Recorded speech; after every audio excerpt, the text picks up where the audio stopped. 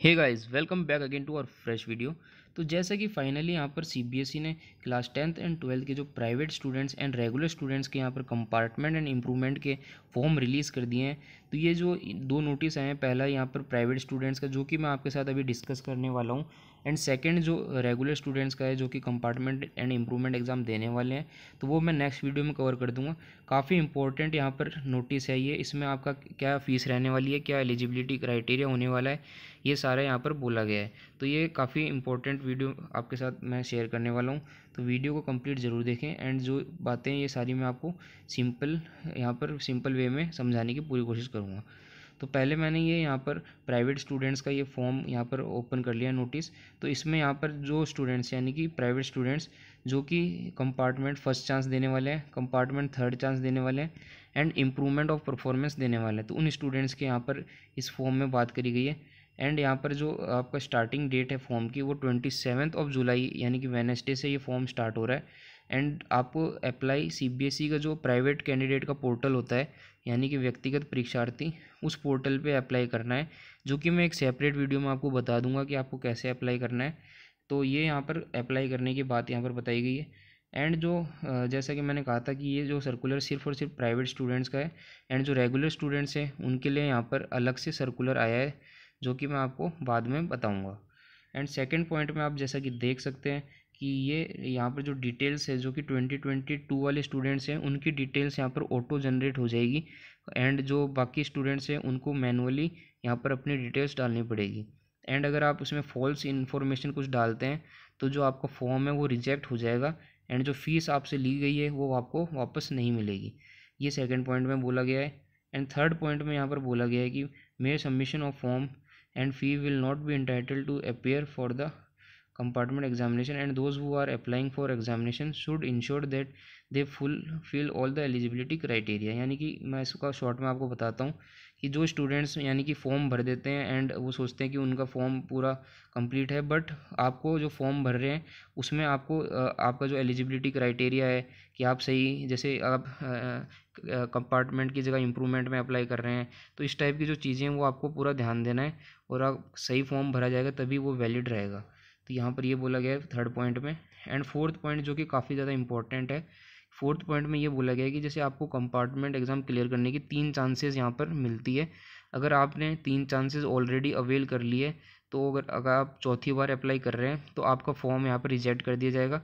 तो अगर आप अप्लाई कर भी देते हैं तो आपका जो आगे की स्टेजेस में जब आपका रिज़ल्ट आ जाए या फिर बाद में जाके आपको जो रिज़ल्ट है वो कैंसिल किया जा सकता है। इसलिए अगर आपने 3 चांस ऑलरेडी अवेल कर लिए तो आप अप्लाई नहीं कर सकते हैं एज अ कंपार्टमेंट एग्जामिनेशन। अब अगर आपने जैसे ऑलरेडी 1 या 2 चांस ऑलरेडी ले रखी है एंड फिर आपकी ये थर्ड चांस है, तो आप इसके लिए अप्लाई कर सकते हैं, एंड थर्ड चांस आपकी लास्ट चांस होगी। तो ये यहाँ पर इसमें बोला गया है। एंड फिफ्थ पॉइंट में आपको ये बताया गया है कि कौन कौन से स्टूडेंट्स को मार्कशीट यहाँ पर प्रोवाइड करी जाएगी। तो पहले में बोला गया है कि जो स्टूडेंट जिनकी कंपार्टमेंट आई है एंड उनका कंपार्टमेंट क्लियर हो जाता है तो उनको मार्कशीट यहाँ पर न्यू मार्कशीट यहाँ पर इशू करी जाएगी। एंड बी पॉइंट में लिखा है women and CWSN students of Delhi who appeared under the category of private in board examination 2022 and are eligible to apply under improvement of performance. तो इन दोनों कैटेगरी के स्टूडेंट्स को यहाँ पर न्यू मार्कशीट मिलेगी। एंड सिक्स पॉइंट में आप देख सकते हैं अगर आपको किसी प्रकार की डिफ़िकल्टी आती है तो यहाँ पर सीबीएसई ने कॉन्टैक्ट का यहाँ पर नंबर दिया, कॉन्टैक्ट अस। तो यहाँ पर आप मेल या फिर उनको फ़ोन मिला के अपना डाउट क्लियर कर सकते हैं। जो भी आपका टेक्निकल डाउट आता है कि जैसे फ़ी पेमेंट हो जाती है बट फॉर्म सबमिट नहीं हुआ इस टाइप की, एंड कुछ भी आपका जो टेक्निकल डाउट होता है वो। फिर आप सेवन्थ पॉइंट में देख सकते हैं the compartment examination 2022 will be conducted based on the syllabus prescribed for the term 2 examination. यानी कि जो आपका भी एग्ज़ाम होगा कंपार्टमेंट का, तो उसमें जो टर्म 2 का सिलेबस, जो अभी टर्म 2 एग्ज़ाम हुआ था उसका जो सेम सिलेबस है वो आने वाला है। अगर आपको सिलेबस में डाउट है तो यहाँ पर सीबीएसई ने लिंक दे रखी है, आप इस पर क्लिक करके सिलेबस पता कर सकते हैं। और एट्थ में कि जो इम्प्रूवमेंट ऑफ परफॉर्मेंस के स्टूडेंट है वो यहाँ पर सिर्फ और सिर्फ एक सब्जेक्ट में यहाँ पर अप्लाई कर सकते हैं। The improvement of performance can only be allowed in the subject given in annexure. यानी कि एक सब्जेक्ट में अप्लाई कर सकते हैं एंड वो सब्जेक्ट यहाँ पर एनेक्स्चर 4 में दे रखे हैं। तो ये आपके 8th पॉइंट था। एंड 9th पॉइंट में यहाँ पर दे रखा है the dates of for downloading of admit card will be informed separately in case of any discrepancy and admit card school should contact the concern regional office of the board immediately, यानी कि आपका admit card है वो उसका अलग से notice आएगा, तो जब एडमिट कार्ड आएगा तो मैं नोटिफाई कर ही दूंगा। एंड उसमें कुछ आपकी डिटेल्स में मिसमैच होता है, तो आप अगर स्कूल के थ्रू अप्लाई कर रहे हैं तो वहाँ से आप कॉन्टैक्ट कर सकते हैं। अगर आप प्राइवेट अप्लाई कर रहे हैं तो आपको कॉन्टैक्ट अस में जो इन्फॉर्मेशन है वहाँ से कॉन्टैक्ट करना है या फिर रीजनल ऑफिस में कॉन्टैक्ट करना है। तो अब जो एनेक्स्चर्स मैं आपको बताता हूँ, तो पहले में एलिजिबिलिटी के बारे में बताया गया, सेकंड में फ़ीस के बारे में, थर्ड में आपका जो क्या प्रोसेस रहने वाला है, detailed process of submitting online application, कैसे आपको एप्लीकेशन भरनी है, एंड फोर्थ में आपका जो सब्जेक्ट्स हैं वो उनके बारे में यहाँ पर बताया गया है। तो ये आप जैसे कि देख सकते हैं, तो पहले मैं आपको एलिजिबिलिटी के बारे में बता देता हूँ जो कि काफ़ी इंपॉर्टेंट है। तो एलिजिबिलिटी यहाँ पर आप जैसे कि देख सकते हैं, ए में यहाँ पर बताया गया है कि ये क्लास 12th के लिए है, नीचे क्लास 10th के लिए, तो मैं दोनों आपको बताने वाला हूँ। तो यहाँ पर आप ए में देख सकते हैं, students who appeared under the category private in board examination 2022 and result declared as compartment are eligible to apply only in one subject in which placed in compartment, यानी कि जिन स्टूडेंट्स ने अभी 2022 में एग्ज़ाम दिया है और उनका एक सब्जेक्ट में कंपार्टमेंट आया है तो वो एलिजिबल हैं। ठीक है, ए पॉइंट में ये बताया गया है। एंड बी पॉइंट में बताया गया कि स्टूडेंट्स वो appeared under the category private in board examination 2022 with 6 subjects and placed in compartment in 2 subjects are eligible to apply in any one of the 2 subjects, यानी जिन जो प्राइवेट स्टूडेंट्स जिन्होंने अभी 2022 में टर्म 2 एग्ज़ाम दिया था तो उनके यहाँ पर 6 सब्जेक्ट थे, बट उनका किसी 2 सब्जेक्ट में कंपार्टमेंट आ गई थी, तो वो किसी एक सब्जेक्ट में यहाँ पर अपना कंपार्टमेंट दे सकते हैं ताकि वो पास कर सकें। एंड सी में यहाँ पर दे रखा है, students who appeared under category private in board examination 2022 with 6 subjects and declared pass but could not clear one subject are eligible to apply in the failed subject under the improvement of performance category only in the subject whose examination will be conducted, यानी कि जिन students के पास 6 subject थे and वो private candidate के तौर पे apply करे थे 2022 में, और उनका एक सब्जेक्ट यानी एक एडिशनल सब्जेक्ट हो सकता है या फिर एक अदर सब्जेक्ट हो सकता है, तो उसमें वो यहाँ उस सब्जेक्ट को वो इम्प्रूव कर सकते हैं। एंड डी पॉइंट में यहाँ पर बताया गया है कि students who appeared under category private in boards examination 2021 and result declared as compartment also placed in category compartment at the first chance in compartment examination 2022 are eligible to apply only in one subject in which placed in compartment for third chance compartment examination 2022, and third chance compartment examination 2022 will be the last chance for the student who appeared for board examination 2021, यानी कि जो 2021 वाले student है उन्होंने जैसे 2021 में compartment 1 दिया था एंड 2022 यानी कि जो टर्म 2 एग्ज़ाम हुए थे उसके साथ कंपार्टमेंट 2 दिया था, तो ये दोनों कंपार्टमेंट में अगर उनका क्लियर नहीं हो पाया है तो वो as a third chance compartment अभी जो आपके फॉर्म आएंगे उसमें आप ये थर्ड चांस दे सकते हैं, एंड जो थर्ड चांस अभी वाली होगी वो आपकी लास्ट चांस होगी। ठीक है, तो ये आप ध्यान में रखें, डी पॉइंट में ये बताया गया है। अगर आपको कुछ डाउट रहता है तो आप कमेंट्स में पूछ सकते हैं ताकि मैं डिटेल में आपको और समझा सकूं।